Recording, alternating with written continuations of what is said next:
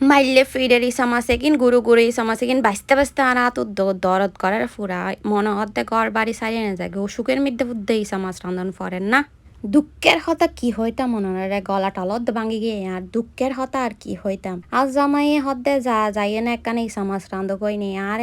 লো অসুখের মধ্যে মরি মরি আনে ইসা মাছ রান্ধন ফরেন না এখন একখানা কড়াইয়ের মধ্যে তেল দিয়ে ফেলাই তেল দিয়ে এনে দেবো পেঁয়াজের কুচু কুচু করে হাডিয়ে এনে একবারে তেলের মধ্যে সারি দিই এর পরবর্তীতে দুবো বড় বড় কেঁচামরিচ কিনা আবার জাল আছে এইখানে লইয়ে নে আই সুন্দর করে দুবাগ করিয়ে নে আমার সার্গা কেঁচামরিচ না লাগে সুন্দর লাগে এইখানে আবার বটবট করিয়ে নে একখানা ব্রাউন কালার হইবার লাই আই তেলের মধ্যে সারি দিই এবার যাতে একখানা ব্রাউন কালার হইব এটাই মশলা পাতি দিও এখানে একখানা ব্রাউন হয়ে যাচ্ছে আর একখানা ফুরিও গিয়ে আর একখানা ফুরা পেঁয়াজ খাইতে বালালা এখন হইল দিয়ে আর মশলা পাতি দিওম একখানা মরিচের গুঁড়া দি ফেলাই লাল মরিচের গুঁড়া একখানা হলুদের গুঁড়া এগিন আবার হোমমেড মশলা আর আম্মু বানাই না ফাটাই দেয় বাইরের মশলা নহাই বাইরের মশলা এগিন ভালো একখানা মুখের মধ্যে মজা না লাগে এবার আর ঘরের মধ্যে আম্মু বানাই না ফাটাই আর আম্মা আর এই বেড়ে দিই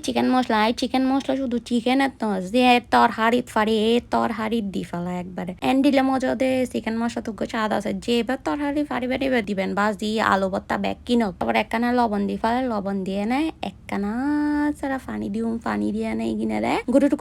গুটুর করিয়ে নেয় 10-15 মিনিট হসাইও যত বেশি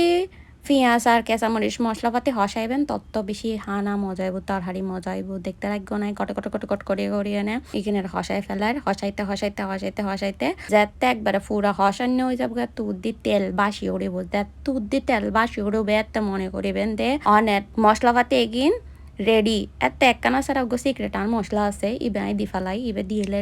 টেস্টি হানা ফিনা এখন তেল উদ্দে বাসি উড়ে গিয়ে তার মানে ইবে রেডি এখন আই এন্ডের ভিতর দিউম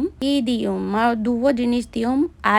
আলুরে একখানা স্লাইস করে ওরে হাডি লই এনে আলুরে দি ফেলাই আলুর লকে চিংড়ি মাছ যেদিন কুড়ি রাখিলাম দুই দায় এনে সুন্দর করে 3 বার ধরে দুই এনে সুন্দর করে চিংড়ি মাছ এখানে দি ফেলাই এখন আবার এখানে